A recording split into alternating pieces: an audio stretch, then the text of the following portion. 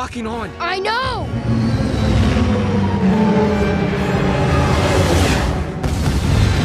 Nicely done. This rusty old ship is one of my favorite freighters in the galaxy. Let's take a closer look at it. I'm Joey from Radio Free Coruscant, and this is the YV-865.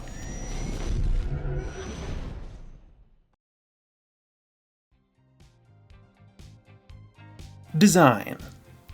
The Corellian Engineering Corporation YV-865 Aurore-Class freighter was a very simple design, with a triangular cross-section, long wings, and large engines. It had at least 2 decks, one for habitation and one for cargo. The ship had 2 enormous cargo loading doors at the front of the lower deck, and at least some YV-865s, if not all of them, had an additional loading ramp at the rear. The cockpit was located at the front above the main doors, and it had a small escape pod in the tail on the second deck. The wings were mounted roughly amidship at the bottom of the hull. They were relatively wide and could rotate backward on 2 axes to point the engines downward for takeoff and landing.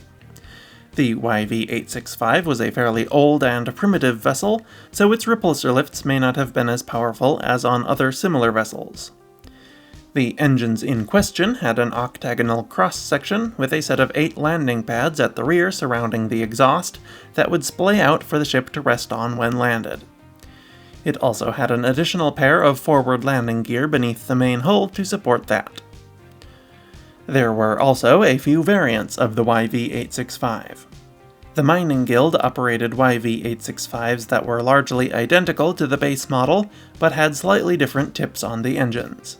The purpose of these is unknown, but I feel like they're probably just an aftermarket replacement part to improve their power or fuel efficiency. The next variant is the one used by Saw Gerrera in Andor, which honestly barely resembles the YV-865 at all. It's very cool, but the entire shape, size, and structure of the ship was different. Its engines were flat and attached to short, stationary wings. It had a docking ring at the bow where the cockpit had been previously, and it was quite a bit smaller than the original. However, the Partisan YV-865 is based on the version seen in The Rise of Skywalker, which was even more different yet. That version had a giant hammerhead section at the front, which I guess the original sort of had, just not nearly as large as this.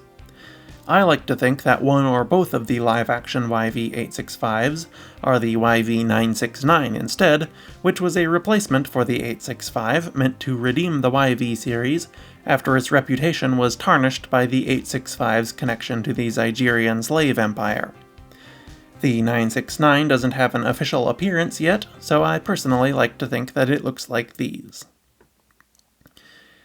The designers of the YV-865 in-universe are unknown, but in real life it seems to have been designed by Clone Wars concept artist Russell G. Chong, according to the label on its concept sheet.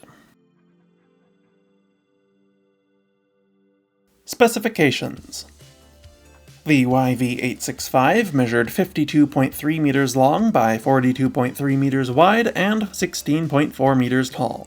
It had a top speed of 900 kilometers per hour and a Class 1 hyperdrive, very impressive for its age, size, and role. It was armed with a twin medium laser cannon and a grappling turret, and was outfitted with medium-range sensors.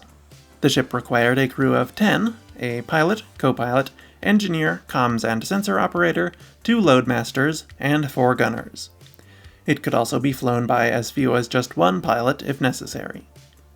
The ship could also carry 15 passengers in normal circumstances, or 100 prisoners when used as a slave transport by the Zygerians.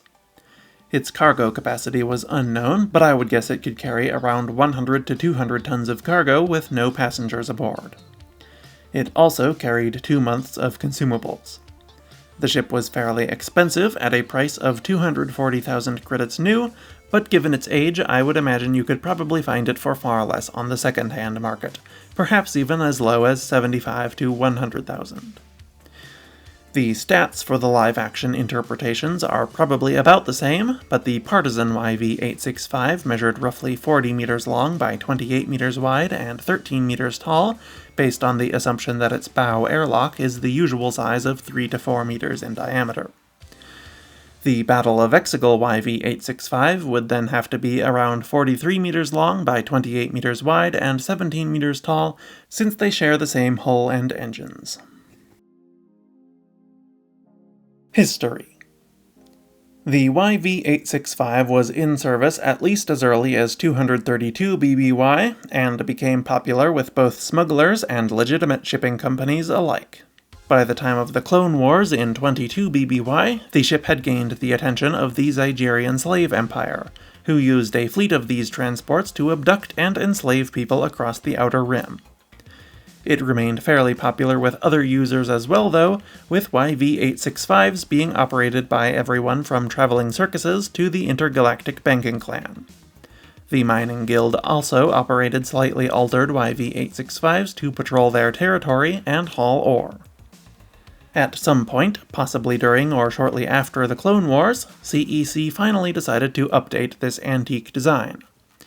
Whether this was in the form of a simple upgrade or an outright replacement by the YV-969 is unknown, but by at least 3 BBY, a modernized version of the ship entered production, one of which was used by Saw Gerrera's partisans for a short period of time.